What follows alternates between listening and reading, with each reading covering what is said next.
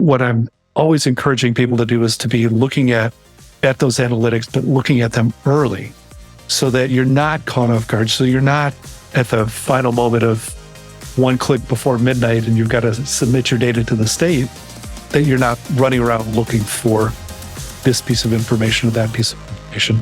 So giving yourself the time, giving yourself procedures so that you can check the veracity of that data in front of you. Hello there, and welcome to today's episode of the Easy EdTech podcast. If we haven't met before, my name is Monica Burns. I'm a former New York City public school teacher, still here on the East Coast, but I've been out of the classroom for a few years, leading professional development for educators and writing about all things EdTech on my blog, classtechtips.com. You might be used to joining me on Tuesdays for new episodes of the podcast, but this fall, we have some special bonus episodes, including today's episode in partnership with Stepwell. I am super excited to bring you another special bonus episode, and instead of Sundays like we've done earlier this year, these ones will go live on Fridays this fall. Now, before we jump into today's episode, just a quick reminder, if you've been here before, you already know, but if you're brand new, make sure you bookmark my website, classtechtips.com/podcast. That's where you'll find all of the show notes for each episode and bonus episodes like today. If you're listening on Apple Podcasts, Spotify, Google Podcasts, whatever your favorite podcast player might be, you'll see a link to the show notes in the description. You can click on that. As you're listening, it'll keep playing for you. It'll just open up a new window with all the notes and links from today's episode. This episode is sponsored by Stepwell. Designed to improve special education outcomes, Red Cedar's Stepwell solution is a collaborative, web-based platform for managing all aspects of Parts B and C compliance with the Individuals with Disabilities Education Act, IDEA. Today's episode is all about the power of data, and I'm so excited for you to listen to this conversation with Andrew Henry, the CEO of Red Cedar Solutions Group. We talk about how to collect data, strategies for making the most of data specifically for special education students, and how to take action with a lot of technology connections. If you collect data, you know that it can be overwhelming at times, but this is a really fun conversation. I know you're going to get a lot from what Andrew and I chat about in today's episode.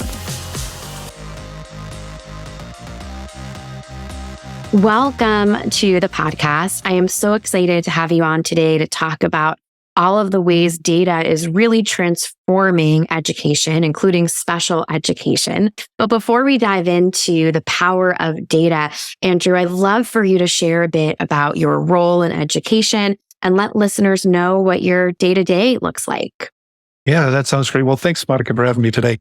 Super excited to talk about our product Stepwell and to talk about special education in general. I always like to tell the shortest of stories about my path to where I am today. And it seems like when we read in the newspaper or look at magazines or read online on a blog or whatever, we hear about technologists who are technologists for technology's sake. And that is very much not my pathway to where we are today with Stepwell and our company, Red Cedar Solutions Group. I have a long career. I know that this will be audio, but I have white hair. It's for 40 years almost. And really the journey starts as a young man, as a young teacher. I did teach for 10 years. I taught English, I taught computer science, and had the opportunity to be for a school district technology director for the entire district. I've kind of moved along, ended up at Michigan State University, which is just on the road from me here. Michigan State is, I got to put a plug in for the alma mater, number one college of education, again, for, truly probably 20 or 25 years running. It is a fantastic place where I got a firm grounding in research, a firm grounding in education as a theory, as opposed to a practice. I had 10 years, like I mentioned, 10 years of practice before that. So it was a very interesting thing to move into. After that, I had the chance to go to the state of Michigan, where I was an education advisor to the then governor, and ended up starting education agency here in Michigan. They call it the Center for Educational Performance and Information.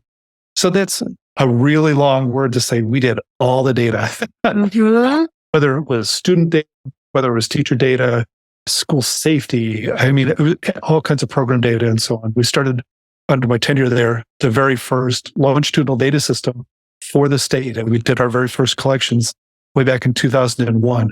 And it was actually a pretty big deal. And I think kind of the starting point of my not only understanding data from a research perspective, and a little bit of, as a teacher, understanding that data was important in terms of grades and so on. But the real power of large data sets, the real power of data to actually inform decision making. I know that's kind of a buzzword, has been for a long time.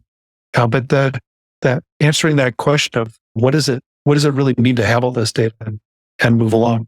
My story continues in Chicago. I worked for a company called Learning Point, Associates Learning Point. It doesn't exist anymore. They were the North Central Regional Education was part of my purview there.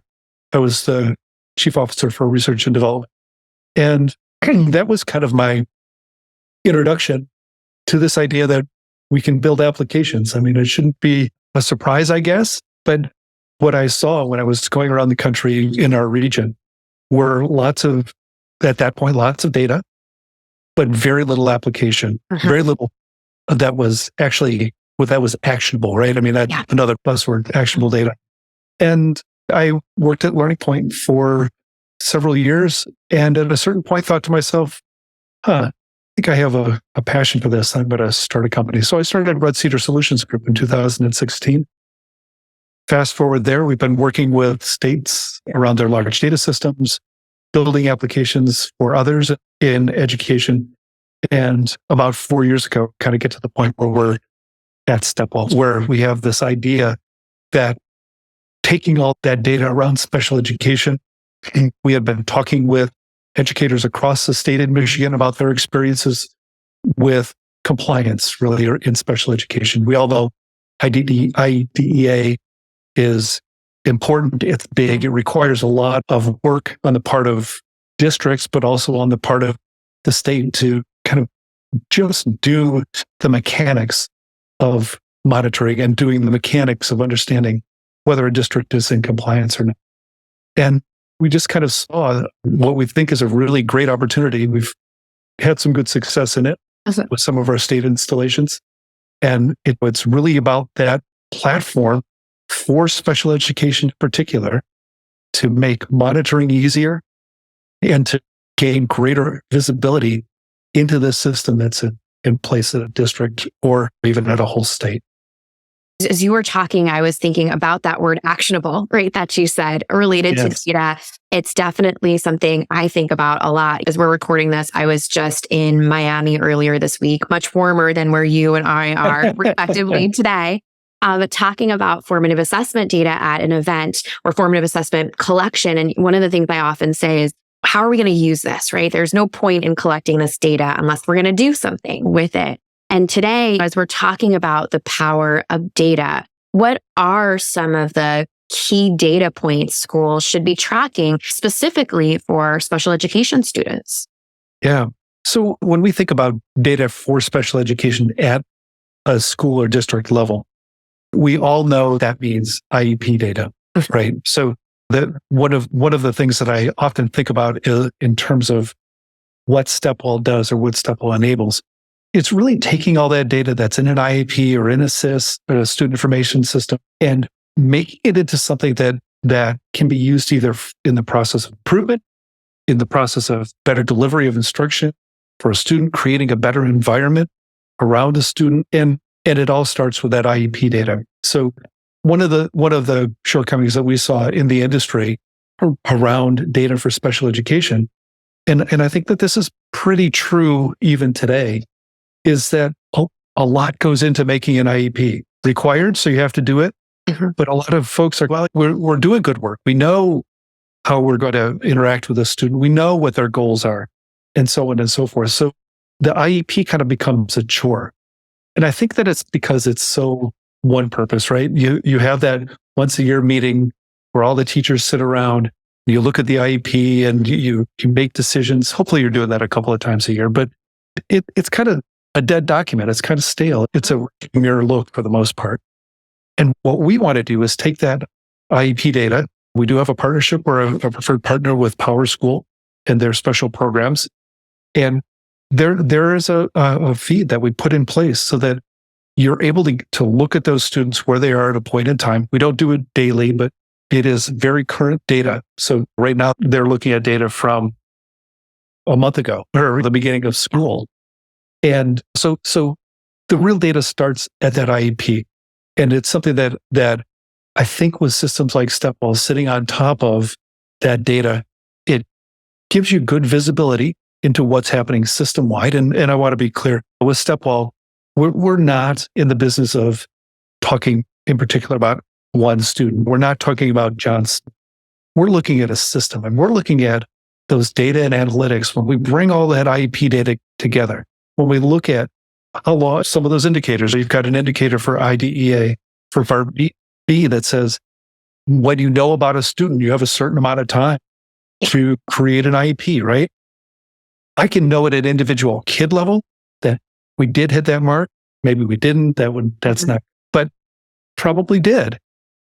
What does that look like at the system? And how as a school administrator, how as a special education director, how do you make your program better from all this data that's sitting in front of you? And so that's really what Stepwell is about taking that data and making it into something that you can improve with, that you can move through a process that we embody in a workflow and say, we've looked at policies and procedures through this here.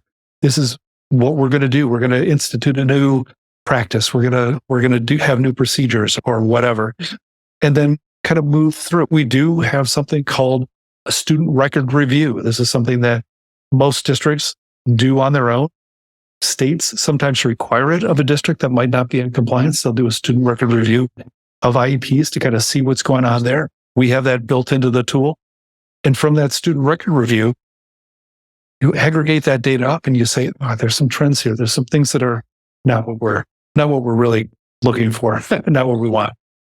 And I think with all of this kind of data that we might collect, it's got to be something that for schools, whether this is their first time really jumping into a new initiative around this, there must be some challenges they face in effectively collecting, analyzing, and of course, that taking action, right, or acting on special education student data. So how can these challenges be overcome?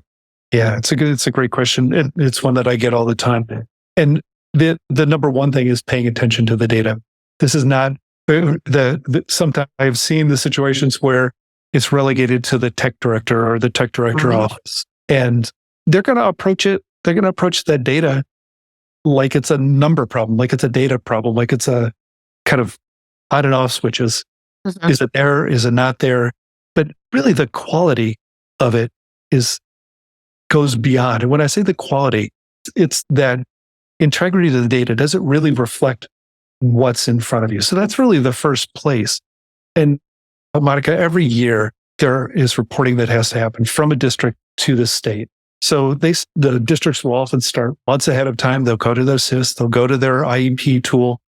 They will bring all of that data together into spreadsheets or into some kind of analytic tool, and they'll start adding up the numbers. And it's a long and laborious process to do that, right? And so what I'm always encouraging people to do is to be looking at those analytics, but looking at them early so that you're not caught off guard. So you're not at the final moment of one click before midnight and you've got to submit your data to the state, that you're not running around looking for this piece of information or that piece of information. So giving yourself the time, giving yourself procedures so that you can check the veracity of that data in front of you. And as we think about doing this early, having a plan, being intentional, I imagine this connects to the next question I wanted to ask you, which is how data can help teachers, right, in a classroom setting, better support the individualized learning needs of their special education students. Yeah, it's super hard, right? When we start thinking about those students and an individualized plan, right? That's what the I is in IEP. And that's what the I is in IDEA. It's an individual. So that the data can be revealing. I remember when I was a starting out teacher, that for me, data was a non-thing. Besides not being a numbers guy in teaching. I was an English teacher, right? So I read lots of comments and all that kind of thing. But there is data being generated all the time about an individual student. And the bringing those systems together, no matter what kind of SIS you have, no matter what kind of IEP system you might have, 504 planning, the reimbursement systems, that is all data that you can use about an individual kid. So knowing the frequency, for instance, in a student receiving services, data point, right? I mean, that's something that exists in an IEP tool and in a reimbursement tool. There is almost assuredly a mechanism for capturing that kind of thing. So it's about having an approach to looking at individual student data and understanding that either in the moment or in the long term. Now, we have a part of Stepwell that is pretty directed at individual students. So it's an automated tool that'll be released early 2024, and we call it an educational benefit review. What we do is we take 3 years of IEP data, and there's an analysis that happens. We look at, for instance, goals. Are the goals moving from 1 year to the next? Are they changing? Are they proximal? Are they probably in line with a student progressing through a curriculum or progressing through maybe some kind of behavioral goals that are in place? Is there movement, and is it in the right direction? What we do is we grab all that data. We let computers do what they're really good at, which is crunching through those numbers, and we produce a heat map. I mean, to me, it's beautiful. It's still in production or still in development, but to look at that heat map, what I can see at a glance is for an individual student. Again, this is not in the day-to-day, but this is over the course of 3 years. Has there been a real benefit? Has a kid made progress over the course of those 3 years? And if not, it gives us some really compelling data and information, a visualization that says, this is where we need to focus with this student. And then again, imagine that you take that student and you aggregate it to a class or to a building or to a grade. Then you're able to start looking at your system, right? And that's really where the power of Stepwell starts, is at that system level. You've identified something. You have data to support that. Now you're going to start building goals. You're going to build a plan that how you're going to correct this or how you're going to improve in something. And Stepwell lets you coordinate all that. So for me, that's the real power of data. We take data, we have information that comes from that data, and then we've structured both a planning and an implementation workflows so that you're actually doing something about it. It's not just the book you put on the shelf that says, oh, we've looked at the data again. We've got a whole book full of data. But we want people to be doing things that moves the system in the right direction. And that planning and implementation piece is an area that I know is a struggle, right? For schools that have a lot on their plate. They might check certain boxes, right? Like you said, for collecting this information, but now putting it into action, right? Or taking those next steps is where there's often a great need of support, even for the smallest of schools and districts, of course, to the largest, right? With all the data points that might be collected in those settings. So what are some examples of schools or maybe districts that have successfully employed this data-driven approach to improving the outcomes for their special population? Yeah. So I happen to live in a district that's excellent with data. Proud of what they do. It's where I was a teacher. Didn't go too far. I kind of stayed in the same area. But what I have seen based on data and based on the movements that they make, they have adopted in special ed a continuous improvement model. It's not rocket science, right? I mean, that's one of the things that I would say is that it's not a rocket science to do this, but it's hard to get your arms around and it's hard to stay on the right path, right? You can go to Dean Fixon and see all his work around implementation with fidelity. I mean, there's a lot of science behind what happens, but what we try to do and what we think is really important is to build in a workflow that's consistent, build in processes that are shared amongst users, build in visibility. So you can know in using Stepwell, you can know that John has done 4 of the steps he said he was going to do this year. Stephen is at 8 steps. Frank is at 2. Maybe we need to go talk to Frank about what he's doing, but it gives you visibility into that whole process, which we think is really important. And one of the things that's missing, that old cliche about what teachers do in their classrooms. Hopefully it's old, but it used to be a teacher went into the classroom in September and opened the door again next June. Yeah. So that so much happened inside that classroom. We know so much is happening there, but it's not very visible. And it's hard without some kind of system that does that. The other thing that we think is important is consistency. So we have this mechanism for communication. We have this mechanism for coordinating the activities of a school or a district around some issue that they've found or something that they want to improve in. But how do we ensure that there is consistently, that we're looking, for instance, at a policy, we're all looking at the same policy, we've all examined, or we're looking at it, maybe how it's implemented at my school. Even though we have a district policy, how does this get implemented? Are we asking the same questions? Are we understanding the issues in the same way? Again, that's something that Stepwell does. It gives everyone a place to provide their input on, for instance, keep picking on policy. Is this policy the right one? Is it effective in the way that we wanted it to be effective? Do we see that it's having the intended consequences, or do we need to change it? Having everyone working on the same page, literally asking the same questions so we can make apples to apples comparisons is super important. And that, I know your question was about data, but it's really use that data and how does it move it forward at a district? And to be specific, this district that I happen to live in and work in is very good at doing that, where they have a special education director who understands it and wants data so that she can move things forward. And I think that action, that moving forward piece is so crucial as a part of our conversation, really a thread through our conversation. So if there's someone listening right now that works at a school, works at a district, it does want to start exploring a more data-informed approach to special education, is there a key best practice or a key next step for them? And this might even be an opportunity for you to tell us a bit more about Stepwell. Yeah, you bet. So number one, I would say that if you want to look out and you want to see resources for using data in education, the U.S. Department of Ed, they do a pretty good job. They have funded labs. I'm a little biased, but they have funded centers around the use of data and around the good use of data. What they provide are guidelines. They're not formulas. They're not cookbooks on how to do that. That's something to keep in mind. But if you're looking for the basics, the federal labs and federal centers for special education is one called DAISY that you can look up and have access to best practices. There's surely consultants that can help this. I mean, I know folks that do this kind of one-on-one with a district or with a school. That's a possibility too. But then I'm going to make my plug for Stepwell. Really is a place where that data turns into action.